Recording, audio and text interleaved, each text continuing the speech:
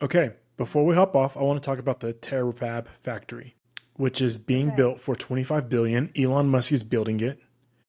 And it's the Okay. first factory. I don't know if you know this, but all the chips like in our phones, cameras, computers, to make any of these chips, it's a Yeah. long, long process. And Mm.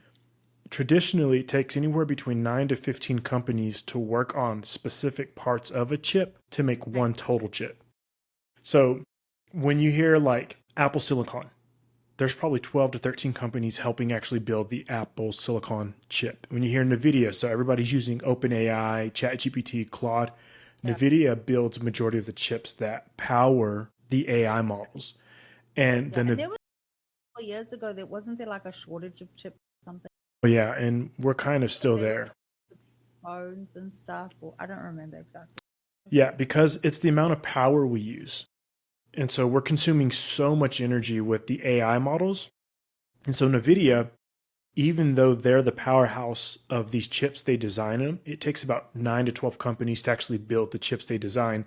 And that's why Elon Musk opening up Terrafab factory is such a massive thing in Austin, Texas, because he's the first person who's trying to build all 9 to 12 components of the chip in one place. So instead of waiting on this company, that company, that company, they're bringing all the materials in house and they're going to try and deliver a full chip. Isn't that wild? Yeah. What is the timeline for that? He builds quickly.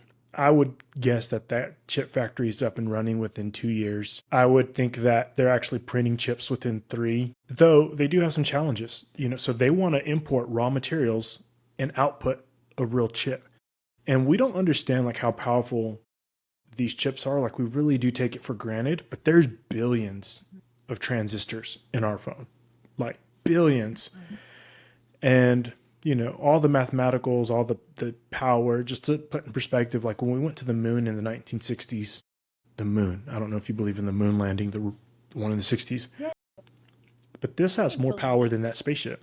You believe in it? I don't know if we really went. I'm not convinced. I mean, I have my tinfoil hat on that one. We can jump into that one another day.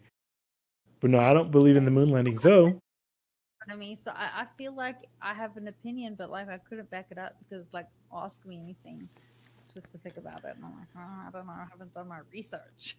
Well, Artemis 2, the one that just took off yesterday, so they're flying, the way it works is they're flying twice around Earth.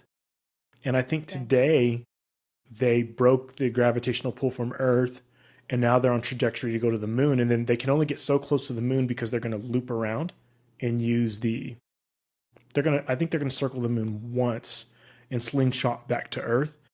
But it's the most space traveled miles by a human being. And they want to get humans to the moon by 2028. Here's the only thing with that. It's really cool and it's a massive accomplishment. However, if you've seen like any deep space movie, I think you have to be almost born there. I don't know if you've ever heard the horror stories from like astronauts, but there is a lot of reports from real astronauts and interviews where they're saying you get up there and you're away from home. You think you're mentally ready, you think you're psychologically ready, but when you're training at the space station and they've got you locked in this tiny shuttle, you can just walk out and you're still on Earth. But when you get into space, you can't just do that.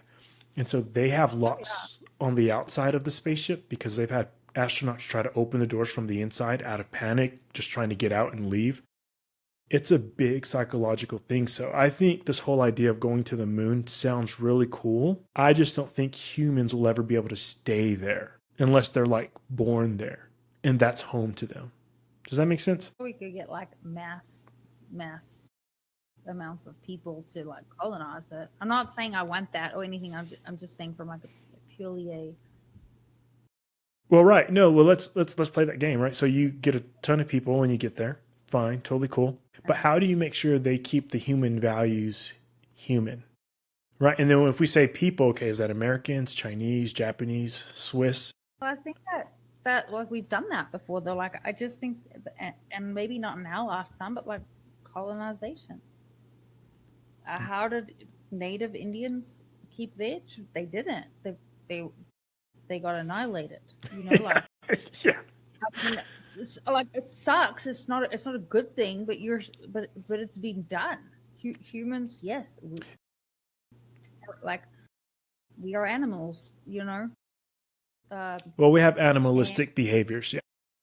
yeah, like especially like in the, I mean, hopefully, you know, you hope people can use like forethought and compassion, but like that's a utopia. Let's be real.